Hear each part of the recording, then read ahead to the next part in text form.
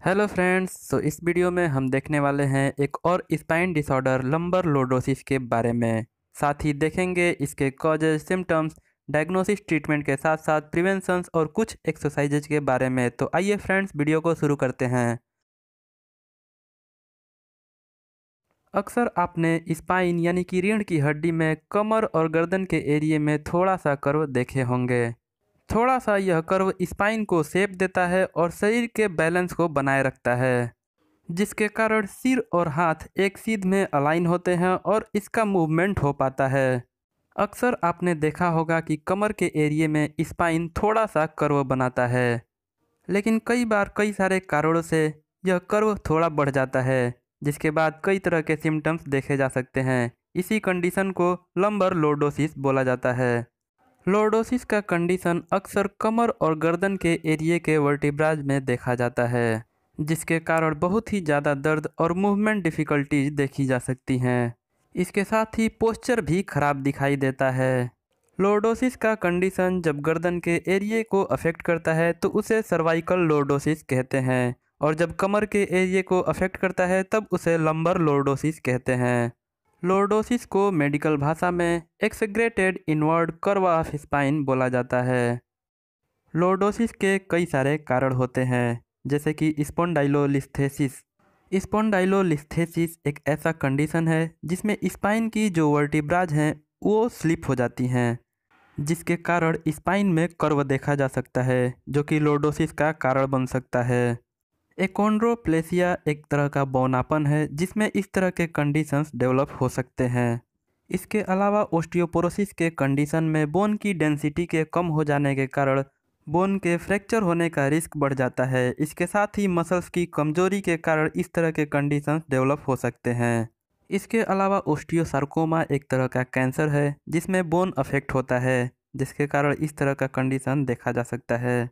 Obesity बहुत ही common cause होता है लोर्डोसिस का, क्योंकि ऐसे में वेट के ज़्यादा होने से स्पाइन के ऊपर वेट को बियर करना बहुत ही डिफ़िकल्ट होता है, तो ऐसे में इस तरह के कंडीशंस देखे जा सकते हैं।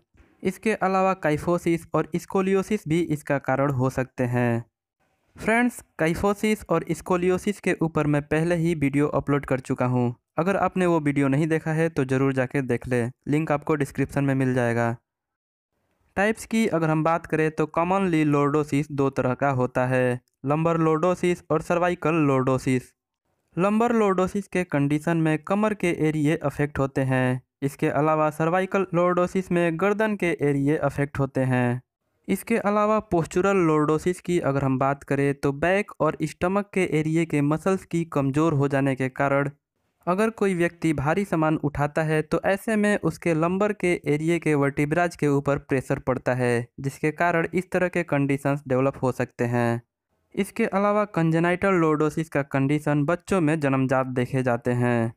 साथ ही ट्रॉमेटिक लोर्डोसिस किसी भी तरह के इंजरी या फिर स्पोर्ट्स इंजरी के कारण देखे जाते हैं। पोस्ट सर्जिकल लेमिनेक्टोमी हाइपरलोर्डोसिस का कंडीशन तब डेवलप होता है जब स्पाइनल बोन की सर्जरी की जाती है। उस समय स्पाइनल कॉर्ड से नर्व रूट को एक्सेस करने के लिए कुछ बोन को रिमूव कर दिया जाता है, जिसके बाद फिर वर्टिब्राज के बीच स्पेस हो जाने के कारण इस तरह के कंडीशंस देखे जा सकते हैं। साथ ही कुछ लोर्डोसिस का कंडीशन न्यूरोमस्कुलर डिसऑर्डर्स के कारण डेवलप हो जाते हैं। सिम्टम्स की अगर हम बात करें तो इस कंडीशन के डेवलप होने पर अफेक्टेड एरिया के मसल्स में दर्द देखा जा सकता है। साथ ही अफेक्टेड एरिया के मसल्स में टफनेस और स्पाज्म भी देखे जा सकते हैं। साथ ही अफेक्टेड एरिया में मूवमेंट लिमिटेड हो जाते हैं, जिसके बाद मूवमेंट डिफ़िकल्टीज भी देखी जा सकती हैं। इस कंडीशन के डेवलप होने पर उस रूट से निकलने वाले नर्व के कंप्रेस होने से हाथ और पैरों में झंझनाहट, सूनपन के साथ साथ कमजोरी भी देखी जा सकती है, जिसके बाद फिर मसल्स को कंट्रोल और मेंटेन करने में भी डिफ़िकल्टीज देखी जा सकती हैं। डायग्नोसिस की अगर हम बात करें तो इस कंडीशन में सबसे पहले कुछ फिजिकल एग्जामिनेशंस किए जा सकते हैं। फिजिकल एग्जामिनेशंस आप चाहें तो घर पे भी कर सकते हैं। इसके लिए आप एक फ्लैट तख्ते या फिर ज़मीन पे लेट जाए और फिर कमर के हिस्से में स्पेस को ऑब्जर्व करें। इसके साथ ही रेंज ऑफ मोशन में कमी, स्पाइन का अलाइनमेंट और एबनॉर्मलिटीज को भी ऑब्जर्व करें। इसके साथ ही इस कंडीशन का पता लगाने के लिए कुछ एक्सरे एग्जामिनेशन के साथ साथ सीटी स्कैन और एमआरआई स्कैन भी करवाए जाते हैं। ट्रीटमेंट की अगर हम बात करें तो इस कंडीशन में सबसे पहले दर्द और स्टिफनेस को दूर करने के लिए कुछ एंटीपायरेटिक और एनाल्जेसिक मेडिसिन को दिया जाता है। इसके साथ ही इस तरह के कंडीशंस में फिजियोथेरेपी ट्रीटमेंट बहुत ही ज़्यादा हेल्पफुल होते हैं।